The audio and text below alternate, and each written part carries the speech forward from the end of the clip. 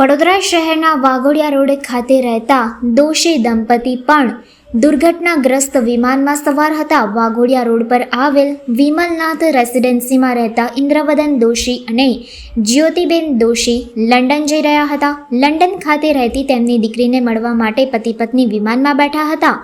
દોશી દંપતીની બીજી દીકરી મહારાષ્ટ્રના અકોલા ખાતે રહે છે.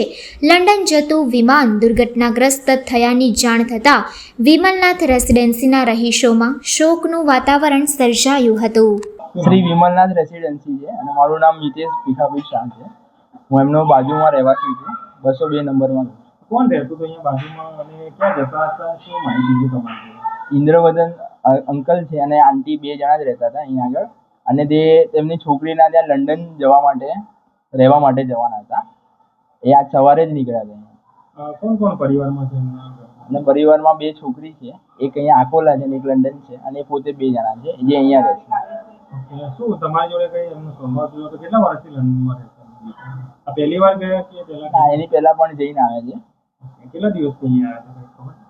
કોણ? કેટલા દિવસથી અહીંયા વડોદરા આવ્યા હતા લંડન? નહીં, એ પ્રોપર અહીંના જ છે, વડોદરામાં જ રહે છે. એમની દીકરી લંડન રહે છે, એટલે એમના ઘરે ખાલી રહેવા જતા હતા.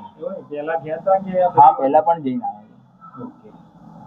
શું એમનો સ્વભાવ કેવો હતો? સારા છે સ્વભાવે, શાંત અને એકદમ સરળ વ્યક્તિ હતા બંને, અને હેલ્પફુલ.